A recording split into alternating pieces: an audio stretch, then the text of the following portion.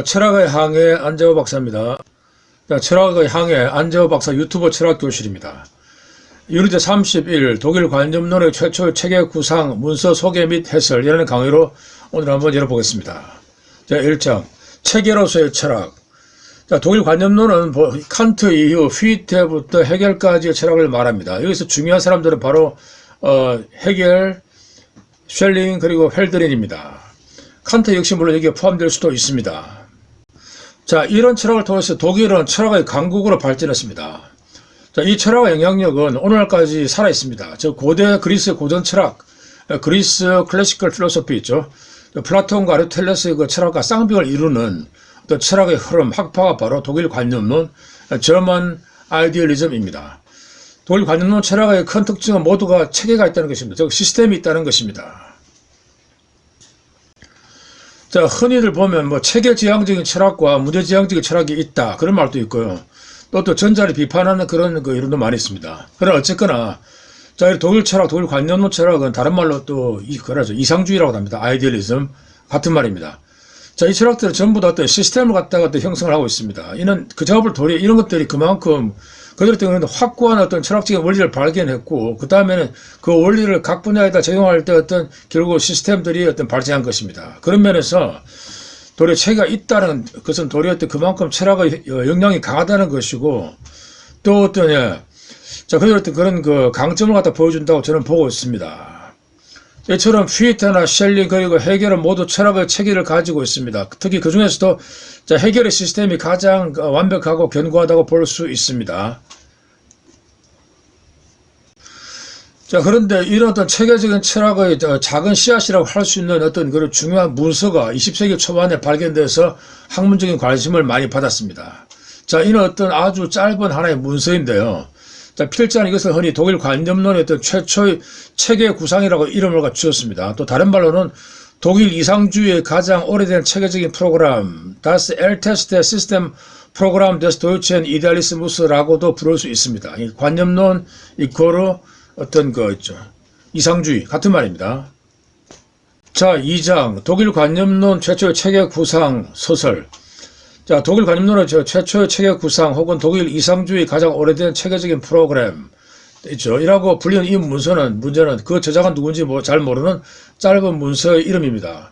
이것의 생성 연대는 1797년으로 보고 있습니다.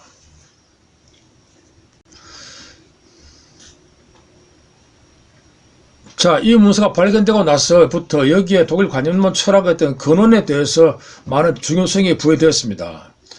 자, 근데 이 문제는 어떤 실제로 헤겔이 쓴 것입니다. 헤겔이 필체로 됐는데 문제는 자, 이것이 과연 헤겔이 오리지널한 것이 문서인지 아니면 헤겔이 그냥 단순히 베낀 것인지가 좀 불확실합니다. 또 다리 말고 헤겔이 어떤 친구들과 토론을 하고 난 다음에 기록한 것일 수도 있습니다. 녹취한 거였죠. 자, 그 이유는 이 내용상 헤겔의 사상으로 보기 어렵기 때문입니다. 따라서 어떤 지금 저작자 문제가 되고 있습니다. 헤겔의 삼총사가 있습니다. 삼총사. 자, 이 세 사람 다 독일의 남부지방인 바덴-뷰르텐베르크 주의 주도인 슈투트가르트 근처에서 태어났습니다. 헤겔은 바로 이 도시이고요. 셸링은 근처에 있던 레온베르크라는 마을이고, 헬드린은 라우페남 네카라고 어떤 그 시골의 어떤 마을에서 태어났습니다. 이들 모두가 자, 그 당시 튜빙겐 대학교 신학부에 서로 입학을 했고 서로 같이 공부하고 서로 또 교류하면서 상당히 많은 것을 같이 나누었습니다. 그렇지만은 그러나 이들 사상 체계는 세부적으로는 서로 모두 엄청나게 많이 다릅니다. 서로 유사하지만 또 많이 다르다는 뜻이죠. 저기 보시면요, 일단 독일 시인이자 철학자인 헬드린이 태어난 라우펜 지역이고 바로 어떤 아름다운 네카 강가에 자리 잡고 있습니다. 자, 여기 나오죠. 세 사람의 철학적인 3인방, 삼총사, 헤겔, 여기 보면 셸링 그리고 헬드린, 이 세 사람이죠. 이처럼 이들은 지금 엄청난 어떤 그 문화적인 의미가 있습니다. 자, 이 세 사람 결국은 뭐냐면 이 지금 우리가 다룬 이 문서의 지금 주인공이죠, 한마디로. 자, 이 문서는 1913년도에 한 경매장에서 발견이 되었고 당시 베를린 왕립박물관에 소장이 되었습니다. 또다시 이 문서는 1917년도 로젠츠바이크라는 사람에 의해서 출판이 되었고, 자, 이 사람에 의해서 독일 관념론 최초의 체계 구상이라는 명칭이 붙게 되었습니다. 그러나 거기 다시 한번 이 문서가 분실되었고 또 발견되었습니다. 그래서 최근에는 헬무트 슈나이드와 그리고 크리스토프 얀메라는 사람들이 서로 편집되었습니다. 자, 여기서 보시면 이 문서가 중요한 것이 방금 말씀드린 것처럼 누가 과연 기본적으로 썼느냐 이거죠. 자, 그것은 대충 세 가지 입장이 있습니다. 첫 번째, 자, 이 문서를 처음 출발한 로젠츠바이크 있죠. 그런 내용상 이 지금 문서가 보면 쉘링의 서론적 관념론의 책의 1799년 책입니다. 이와 상당히 유사한 부분이 많아서 근거로 해서 쉘링의 저작으로 간주했습니다. 다시 말씀드리면, 자, 글씨는 해결이 썼는 게 확실하지만 문제는 내용적으로 해결이 베낀 것인지 아니면 혹은 뭐 편집한 것인지 불확실하기 때문에 이런 어떤 문제가 발생되고 있습니다. 자, 그 다음에는 다시 1917년도에 카시르라는 사람이 자, 이 문서에 대한 신미주의적인 특징 때문에 이를 헬더린의 저작으로 돌렸습니다. 자, 시인적인 범신론 있죠. 라고 부를 수 있는 헬더린의 사상은 미를 강조하고 미를 통해서 어떤 자연과 신화, 종교, 인간이 융합되는 그런 어떤 아주 통합적인 철학이 있습니다. 자, 독일 관념론 최초였던 책의 구상의 특히 후반부에 보시면 상당히 어떤 이 신미주의 있죠. 미를 중시하는 헬더린의 소설, 특히 뭐냐면 히페르의 아테네인 이야기라고 불리는 이 지금 이야기와 상당히 유사합니다. 자, 그래서 카시르는 이 문서가 기본적으로 헬더린의 제작이고 해결을 그냥 받았었다 이런 식으로 한 것입니다. 자, 세 번째는 이겁니다. 이 문서 저자를 해결로 보는 입장입니다. 이는 해결의 자료실 해결 아르키브가 있는 보쿰 대학교의 어떤 오토 페글러 이 교수가 주장을 했습니다. 페글러는 아시다시피 하이데거에 대해서 상당히 유명한 철학자이고 또 해결에 대해서도 조예가 깊은 학자였습니다. 자, 근데 미리 말씀드리면 저 안재호 박사의 생각은 이 문서는 뭐냐면 한 사람이 쓴 것이 아니라 도리어 실은 밑줄 쫙 쉘링과 헬더린의 공동적인 생각이 담긴 문서이다. 그리고 이 어떤 기본적인 생각은 뭐냐면 쉘링과 어떤 헬더린의 어떤 생각들이 한마디 편집된 것이다. 문서입니다. 아마도 이 사람들 있죠. 같은 고향 사람들이고 같은 대학교에서 같은 기숙사 룸메이트들 있습니다. 어떤 이 세 사람이 서로 토론한 것을 해결이 정리해서 기록한 듯 합니다. 따라서 나오겠지만은 아래에서 자, 이 문서의 첫 번째 부분, 1부분은 쉘링의 생각이고 2부분은 헬더린의 사상을 반영한 것입니다. 그리고 이 편집은 결국 편집 및 기록은 해결했다. 이것이 바로 어떤 저의 입장입니다.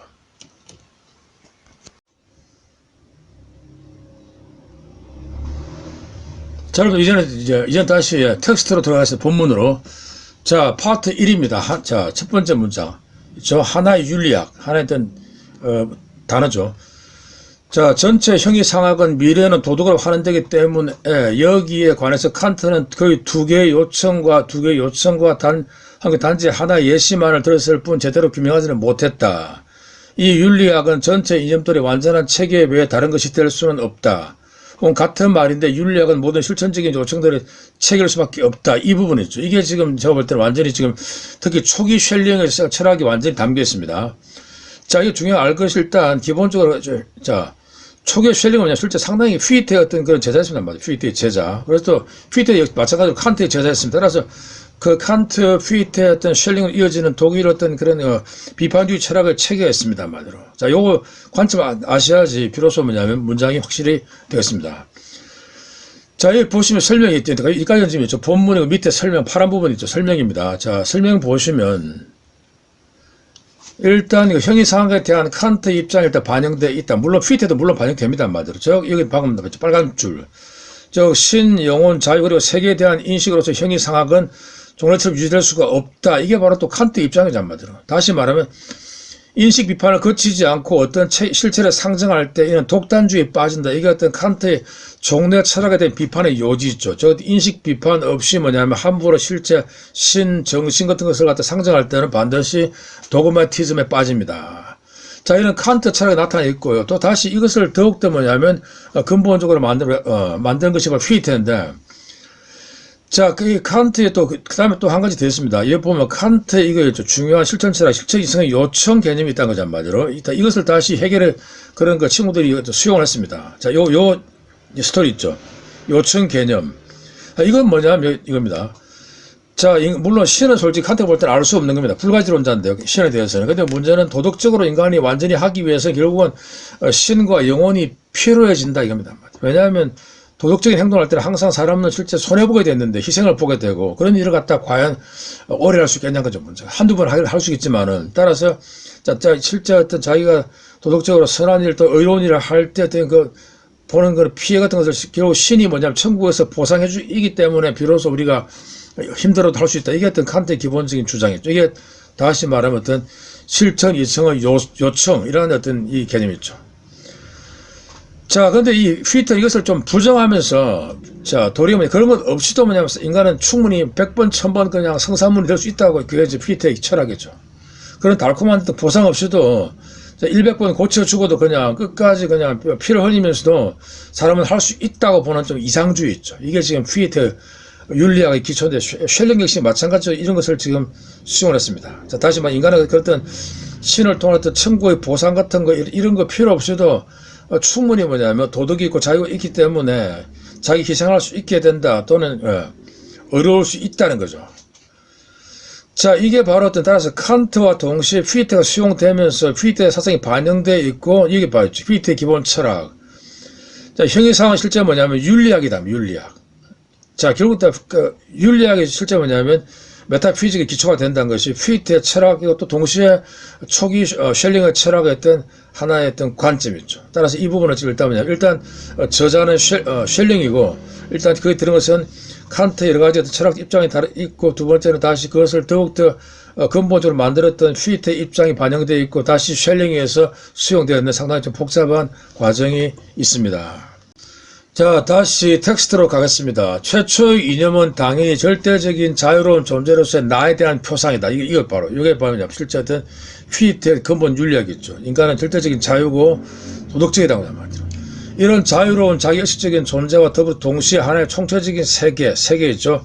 무로부터 나온다. 즉 유일하고 진실하고 생각할 수 있는 창조가 무로부터 나온다. 여기서 나는 물리학 영역으로 하강한다.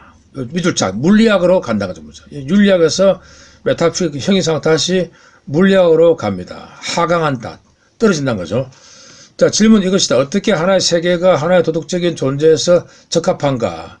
나는 우리의 천천히 힘들게 실험으로 걸어가는 물리학에게 다시 날개를 달죠. 이거 중요한 거죠. 물리학에다 밑줄 쫙쫙. 이게 지금 뭐냐면 제가 볼 때 순수한 쉘링적인 어떤 아주 오리지널한 어떤 생각이죠. 사유란 거죠. 즉 다시 말하면 자연 철학은 물리학이다. 자, 설명입니다. 작가 쉘링이라고 저는 보고 있습니다는 칸트와 휘터 철학을 연결해요. 쉘링은 지금 중요한 것은 일단 칸트를 갖다가 기본적인 소스를 다시 칸트를 갖다가 더욱더 개혁시킨 휘터 다시 했던 쉘링의 입장. 근데 이것이 뭐냐면 쉘링의 고유한 어떤 철학적인 사변이 지금 방금 문장에 나타나 있다. 그것은 바로 뭐냐면 물리학 또는 자연 철학의 입장이라는 겁니다. 이게 지금 쉘링의 후기 철학을 준비하는 과정. 자, 이거 보시면 이게 중요한 단어 이념 밑줄 쫙 이념 이대 있죠. 이대 개념. 이게 지금 이 독일 어떤 관념 철학의 어떤 가장 아주 키포인트. 자, 이념의 개념을 자아와 연결하고 있다. 다시 말하면 자아 철학은 기본적으로 휘터의 철학이죠. 휘터는 근본적으로 다스 이히 자아의 철학입니다.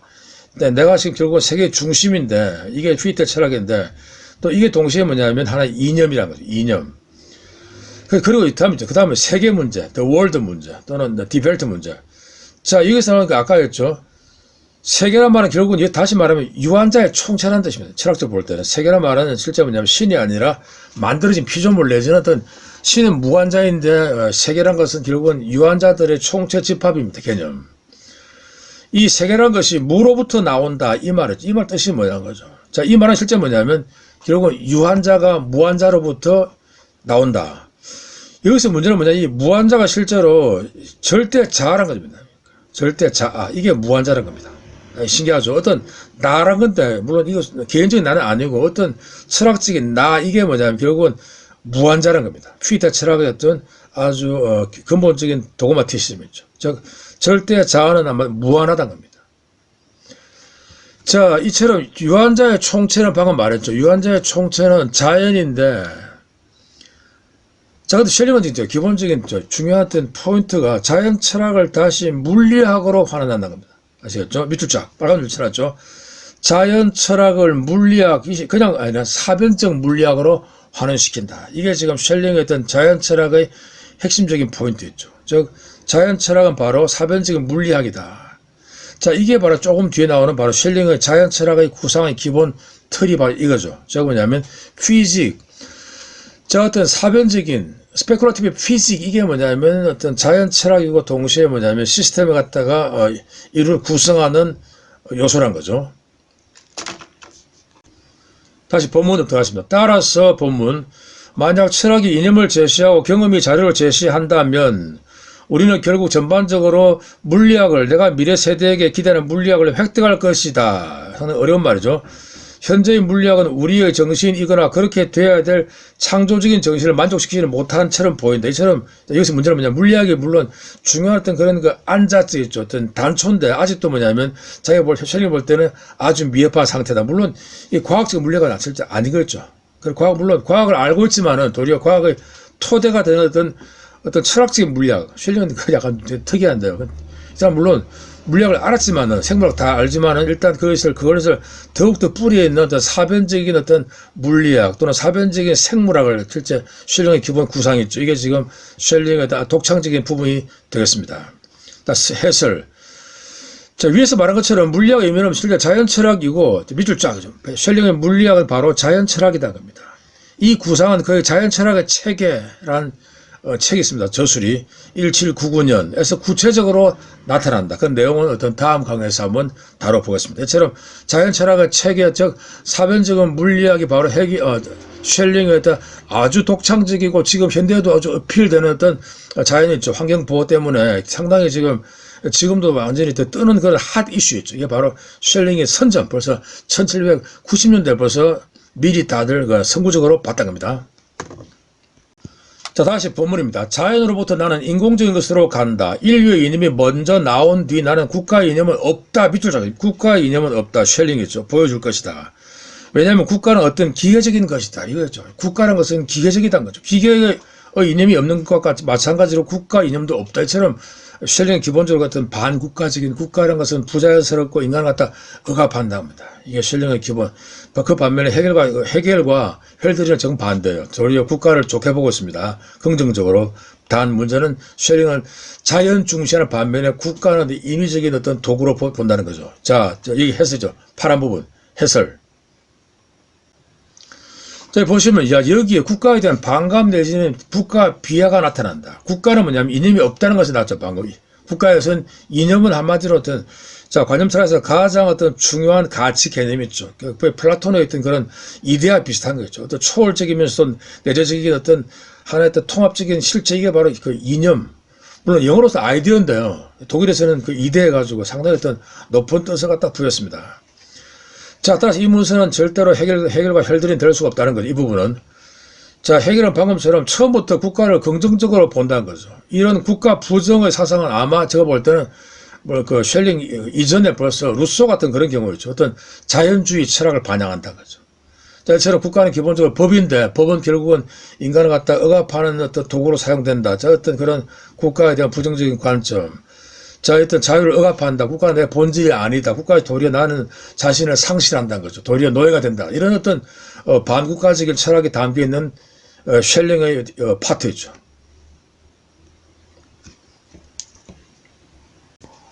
자, 다시 본문입니다. 자, 본문.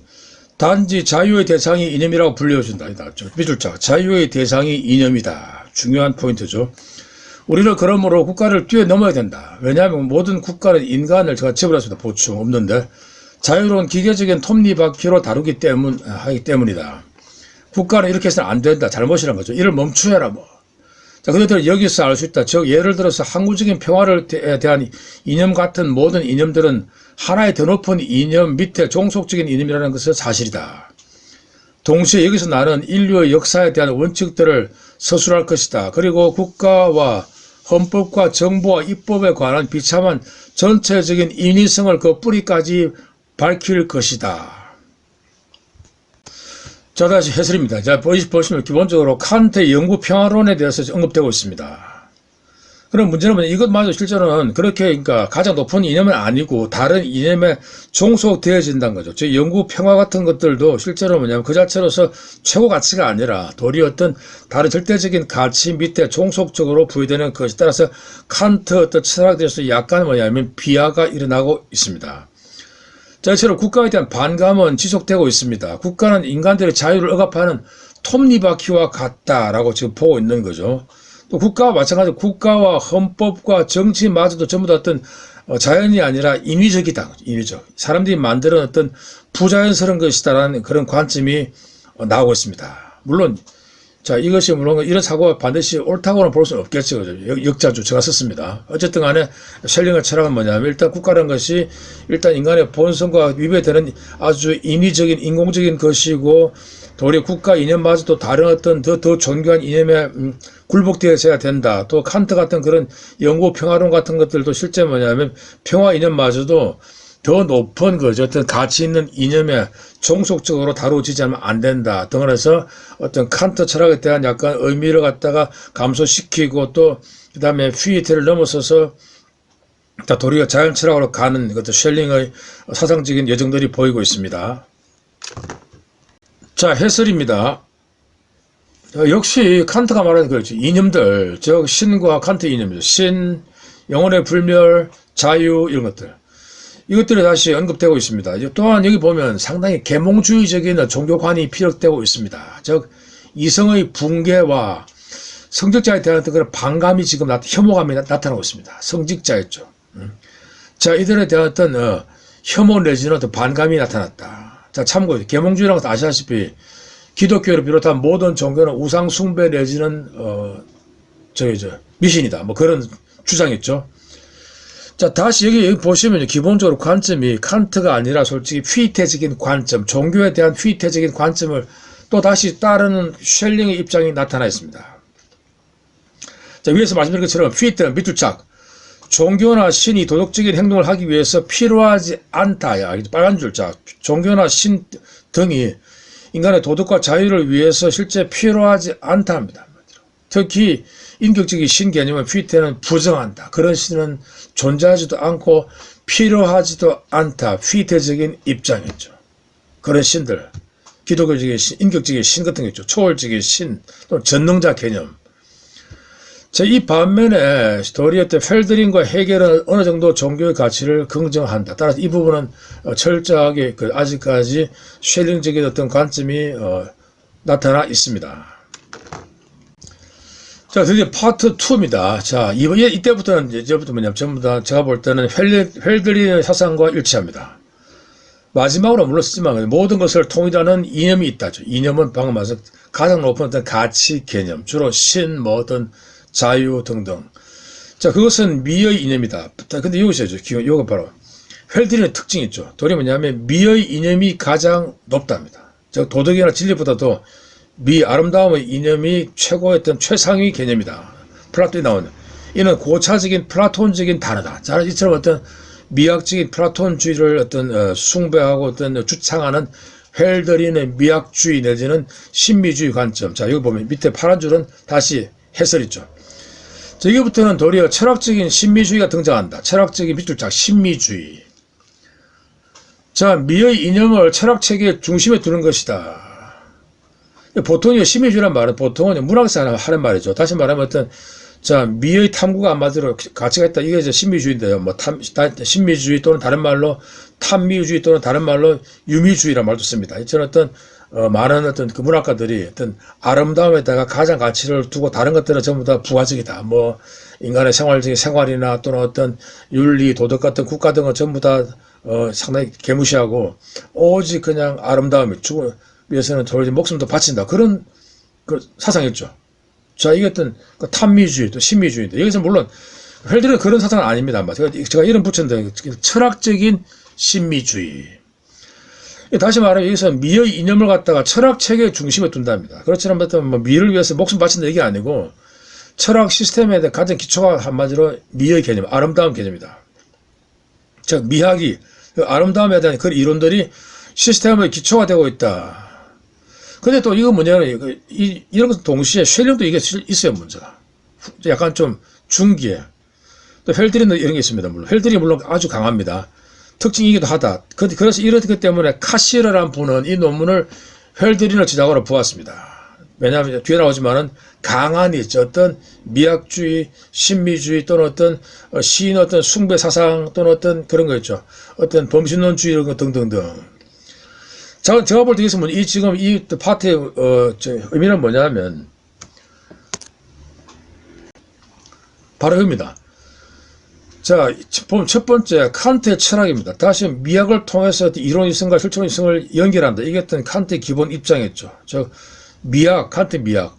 다 이게 책은 바로 저거죠. 판단력 비판인데요. 그 책을 통해서 보면 이론과 실천을 갖다가 매개한다는 말이 나옵니다. 이론과 실천을 갖다가 연결시킨다. 두 번째 있죠. 플라톤의 이데아, 특히 그 중에서도 미의 이데아, 불변적인 어떤 아름다움의 표상이 있죠. 미의 이데아, 오리지널한 그런 가치 있죠. 미 자체 한마디로. 선 자체겠죠. 플라톤의 미 자체, 선 자체. 이게 플라톤의 이데아였죠. 어떤 원형 그대로. 등이 다시 두 가지를 갖다 결합했다. 헬드는 다시 말하면 칸트적인 있죠. 어떤 미학을 통한 방금처럼 어떤 실천과 어떤 이론의 결합, 또 플라톤적인 어떤 미 자체 개념, 이걸 통합해가지고 어떤 그 어떤 미학주의를 갖다가 또는 미학적인 범신론까지 갔습니다. 범신론까지. 자, 따라서 이 부분은 철저하게 이처럼 카시르 말처럼 이 부분은 실제로 뭐냐면 제가 볼 때는 완전히 헬드린과 일치한다. 자, 다시 본문입니다. 본문 텍스트. 자, 헬드린 부분. 나는 다음과 같이 확신한다. 즉 이성의 최고의 행동은 그 이성은 모든 이념을 함축하는데 미감적 행동이 밑줄 쫙 있죠. 방점. 바로 최고의 이성적 행동은 미감적 또는 미학적인 행동이다. 미감적이죠. 아름다운 행동이다. 그리고 진리와 선의 있죠. 아름다운 어떤 의도, 선의. 넌 오직 미 안에서 형제가 된다. 좀 재밌는 표현이죠. 미 안에서 진리와 선이 뭐냐면 서로 형제 자매가 된다. 자, 철학가는 시인과 마찬가지로 미감적인 능력을 가져야 된다. 철학도 마찬가지로 어떤 미적인 관념 없으면 안 된다. 미감적인 의미 없는 사람들은 문자적인 철학자, 이거 있죠. 방점. 문자적인 철학자들이다. 정신의 철학은 미감적인, 정신은 바로 어떤 미학적이라고 하죠. 미감적인 철학이다. 인간은 미감적인 센스 없이 어떤 일에 대해서도 심지어는 역사에 대해서도 제대로 총기 있게 생각할 수가 없다. 다시 말하면 미적인 센스 없이는 역사를 보더라도 제대로 보지 못한다는 겁니다. 여기서 다음과 사실이 명백하게 된다. 즉 이념을 이해하지 못하는 사람은 도대체 어디에서 부족하게 되는지가 나타난다. 저희처럼 미적인 센스 있죠. 어떤 미적인 그런 어떤 감성 없는 사람들은 항상 뭐냐면 총기가 없게 되고 정신이 뭐냐면 상당히 그러니까 사라지게 되고, 자, 부족하다는 거죠, 문제가. 전부 다 자기 마음대로 그냥 재단하고 그냥 제대로 판단할 수도 없답니다. 자, 그리고 이 일은 뭐냐면, 여기 있죠. 도표와 목록이 있죠. 도표와 목록을 넘어서자 말자, 곧 모든 것이 어두워진다. 이 말이 재밌죠. 자, 도표와 목록이 넘어서자 말자 모든 것이 어둡게 된다는 것을 허심탄회하게 고백해야 한다. 이 부분 제가 뒤에 보겠습니다. 자, 이 뜻이 뭐냐. 도표와 목록이죠. 자, 다시 해설 부분. 자, 이 부분은 전형적인 헬드린의 사상과 일치한다. 즉, 미학주의 또는 신미주의 등이 나타난다. 다시 말하면 미 안에서 진과 선의 통합이 있다는 겁니다. 즉, 다시 말하면 진리와 어떤 선이 미 안에서 통합된다. 다시 말하면 칸트로 말하자면 미감적 판단이죠. 판단적 비판을 통해서 순수 이성 비판과 실천 이성 비판이 서로 연결되는 고리를 갖다 칸트는 그 제3비판에서 찾고 있습니다. 판단적 비판에서 이런 칸트와 일치되고 어쨌든 헬드린식의 표현을 따르면 우리 어떤 미 안에서 진과 선이 통합된다. 또 나와있죠. 다시 말하면 자, 진리와 선의는 오직 미 안에서 형제가 된다. 문학적인 표현이죠. 또 역시 철학적인 마찬가지로 시인이 돼야 된다. 바로 헬드린 그거예요. 철학자가 바로 시인이다. 같이 본다. 서로. 헬드린의 어떤 시인 중시의 어떤 그런 뭐랄까 예술 또는 철학 이론 이 표현되어 있습니다. 자, 그 다음에 아까 했죠. 문자 철학자, 부슈타비 필로소피의 표현한 말은 말은 열정이나 미적 감각 없이 논리만 강조하는 어떤 철학자를 말한다. 실제 뭐냐면 칸트주의를 말하고 있습니다. 칸트주의. 또 동시에 이것은 뭐냐면 도표와 목록에 얽매인 철학가이다. 그 도표는 가령이죠. 칸트가 유명한 그 범주표 같은 것들, 범주표. 자, 이런 것들 따라서 자, 이런 작가들 마치 막 경제학자 비슷하게 도표와 어떤 그런 그 목록에다 막 얽매여가지고 철학하는, 철학의 정신을 상실하고 어떤 기본적인 고정적인 틀로서 모든 인생과 같은 우주를 갖다가 어떤 재단, 그렇죠. 자르고 그냥 이런 작가를 비판한다는 거죠. 또 여기 뭐냐면 중요한 것이 신약 성경이 진짜 반영되어 있습니다. 중요한 거죠. 신약 성경이 반영. 즉, 신약 성경 바울 그 서신 로마서라는 책이 있는데요. 그 중에 뭐냐면 보면 율법과 영의 대조가 있다는 거죠. 율법과 성령의 대조가 있습니다. 로마서 7장 6절. 이제는 우리가 얽매였던 것에 대하여 죽었으므로 율법에서 벗어났으니 이러므로 우리가 영의 새로운 것을 섬길 것이요 율법 조문에 묵은 것으로 아니할지니라. 자, 이처럼 이 뜻이 뭐냐면 일단 율법이죠. 한마디로 히랍인데 히브리인들이 그런 때 십계명 등등. 자, 그런 규칙이나 도덕의 또 율들은 실제로 뭐냐면 사람을 정신을 갖다가 죽인다는 겁니다. 실제로 죄를 갖다가 또 만든다는 거죠. 그 반면에 영이 있죠. 살아있는 생명은 살린다. 이처럼 영은 살리고 율법 또는 문자 같은 말, 율법과 문자 또는 의문 같은 거 있죠. 이런 형식과 같은 이런 조문 같은 법조문 등등 또 자, 이것은 도리어 뭐냐면 죽인다라고 하는 바울 신학적인 사상이 상당히 이 부분에 지금 깔려 있습니다. 자, 그 이유는 뭐냐면 자, 이 해겔 친구들은 한마디로 기본적으로 신학교 학생들이라 아주 성경에 대해서는 아주 훤하다고 합니다. 다들 그냥 뒤빙견 신학대학교 나와 대부분 목사 돼야 될 사람들인데 다들 그냥 철학으로 빠졌지만 어쨌든 간에 이들은 뭐냐면 신약 복음서들은 그냥 줄줄줄 할 정도로 꿰고 있기 때문에 이런 어떤 구절들이 툭툭 지금 나오고 있습니다. 또 달리 말하면 아까 했죠. 플라톤 사상이었죠. 미의 이데아, 미 자체 이런 거죠. 뷰티 이셀프. 이것과 같은 기독교 사상이 한마디로 엉켜 있다는 겁니다. 혼합되어 있다. 두 번째였죠. 자, 정신의 철학가는 미학의 철학자이다. 정신 이코로 바로 미감이죠. 정신이라면 다시 말하면 어떤 미적인 센스가 바로 정신이라는 거죠. 자, 따라서 미적 강박이 있는 자는 영적인 어떤 정신적인 철학자다. 따라서 영적이고 정신적인 것은 결국 어떤 미학적인 센스가 있는 자들이라는 거죠. 그런 사람들이 철학을 해야지만이 되고 따라서 철학은 당연히 예술가하고 동시에 시인이다. 이처럼 펠드린의 어떤 철학과 시인 이론 또는 어떤 시인적인 열정 또는 시적인 어떤 범신론 사상이 퍼져 있습니다.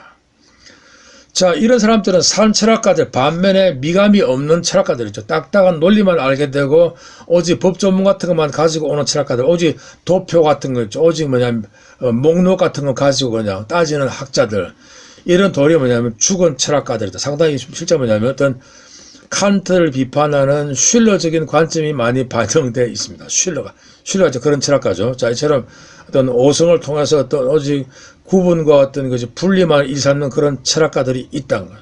그게 바로 칸트류의 철학들이다. 자, 그럼 아까 그 표가 있죠. 도표 문제는 칸트의 중요한 그 범주표, 캐테고리컬 레벨이 있습니다. 12개의 어떤 사유 규정이 있습니다. 이런 것들 12개의 어떤 논리학 기본 규정. 자, 이런 거 가져와가지고, 자, 이게 전부 다 철학이에요. 이런 어떤, 오직 그냥 도식과 법조문 가지고 와서는 철학가들 반대. 자, 다시 본문입니다. 신은 이를 통해서 더 높은 존엄을 얻는다. 신은 종말에 와서 그의 처음의 상태를 회복한다. 요 줄비줄짝. 신은 종말에 와서 다시 그의 처음의 상태를 회복한다.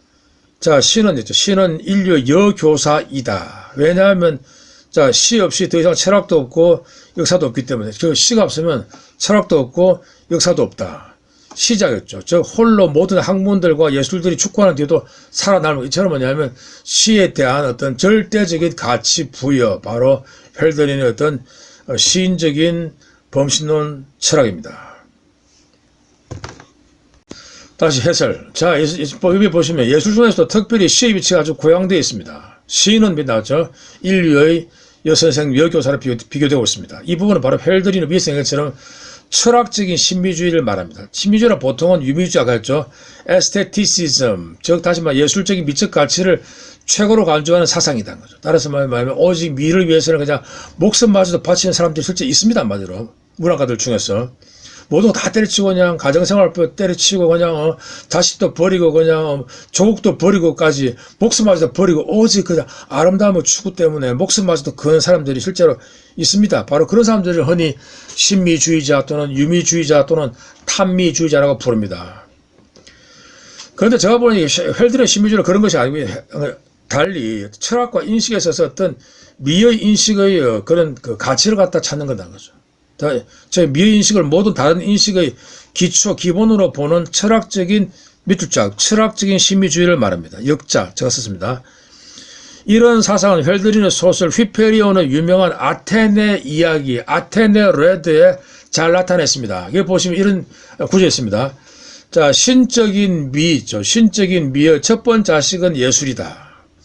두 번째 딸인데요. 딸은 종교다라는 구절. 다시 말하면 미의 신적인 아름다움의 첫 번째 자식 산물은 예술이고 두 번째 자식은 종교입니다. 이처럼 자, 미가 바로 모든 것의 근본에 있고 다시 시인이 미를 갖다 직관하게 되고 자, 이처럼 시를 통해서 예술과 어떤 종교가 나타나 마지막에 철학이 나타나는데 시에서 모든 것이 다 시에서 예술, 종교, 철학까지 전부 다 뭐냐면 다 파생되어 나오는 헬드린의 어떤 절대적인 시학 중심의 어떤 그런 예술, 철학 이론이 철저히 지금 반영되어 있습니다.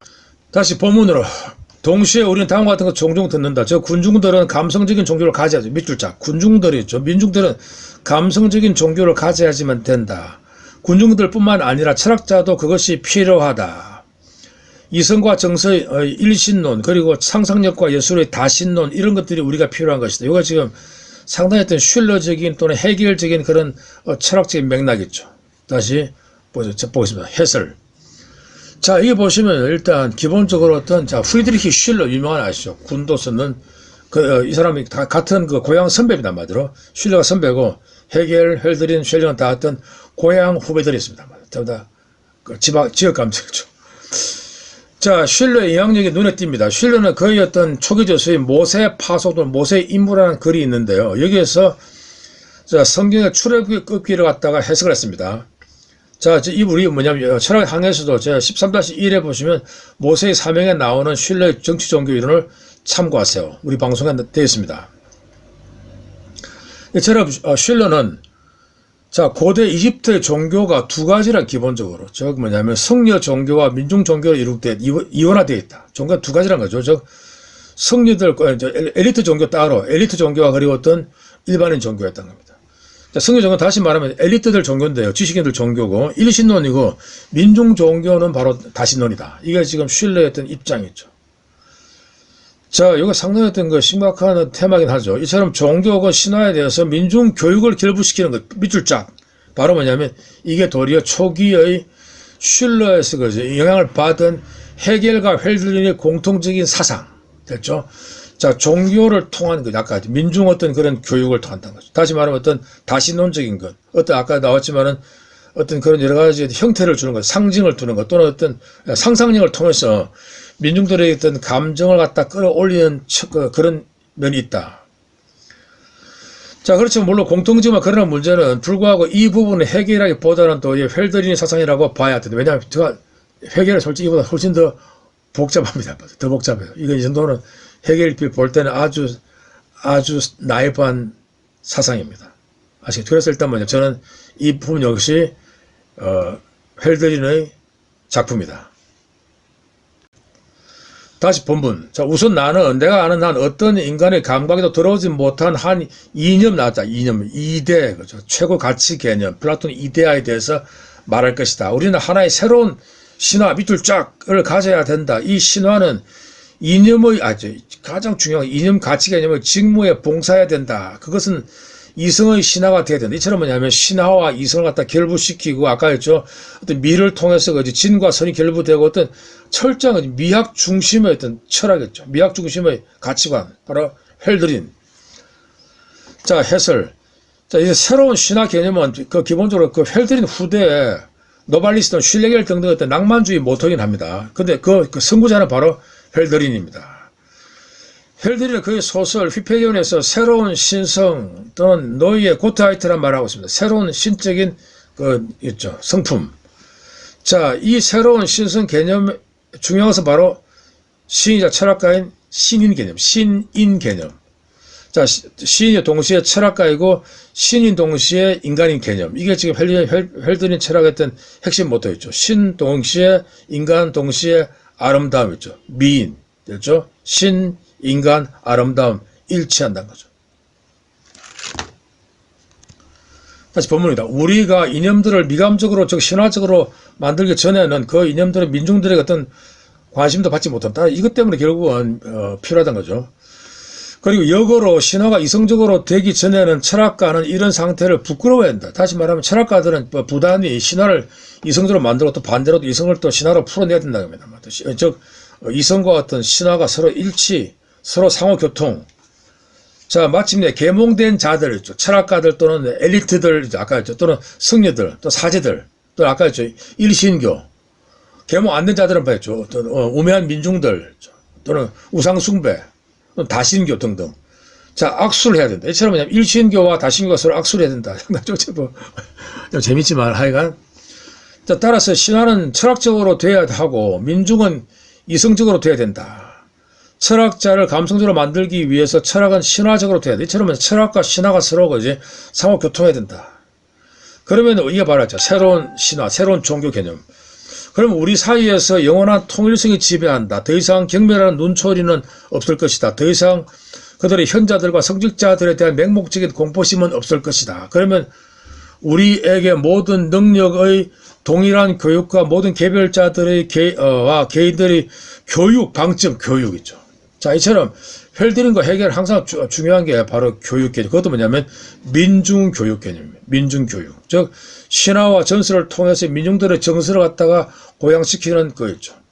또 그 역할은 솔직히 뭐냐면 철학가이자 신들이 맡아서 해야 된다.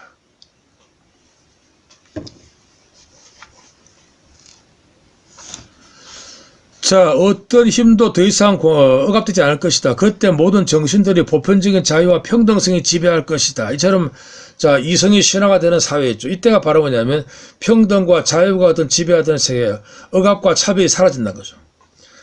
하늘에서 보내진 더 높은 정신이 우리 사이에서 새로운 종교 방점을 창설할 것이다. 그것은 인류의 최종적이며 위대한 작품이 될 것이다. 결국 헬드린의 어떤 그런 예술, 헬드린의 시와 소설 등이 바로 여기에 해당한다고 감히 볼 수 있습니다. 자, 헬드린은 그의 소설 휘페리온에서 이런 민중 지도자 개념과 민중의 교사 개념이 나타나 있습니다. 방금 했죠. 즉 민중의 지도자, 철학자, 신 또는 성녀, 사제들 있죠. 또는 엘리트들. 자, 그들 일신교.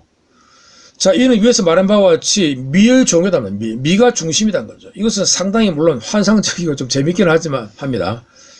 자, 이런 지식을 지닌 사람은 헬드린의 민중교사라고 불렀습니다. 따라서 보면 휘페리온 주인공인데요. 그 연인인 디오티마가 휘페리온한테 휘페리온 너는 민중의 교사가 되어야 된다. 그런 말합니다. 저 민중을 가르치는 자가 되어야 된다는 거죠. 학교 교육이 아니고요. 학교 무슨 영어 수학 이런 교육이 아니라 어디까지나 신화와 종교를 통해서 민중들을 갖다가 선하게 만들고 그런 어떤 종교. 즉 미학적인 계몽, 미학적인 계몽을 시키라는 거죠.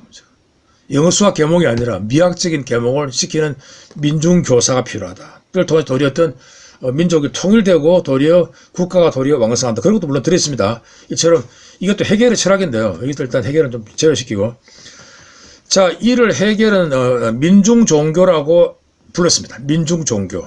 그러나 헬드린은 그런 말을 하지 않았고 단지 시와 그 예술을 통한 그 어떤 통일 또는 어떤 신화와 철학의 통일이라고 표현을 한 것입니다. 네, 여러분 이것으로 마치겠습니다. 감사합니다.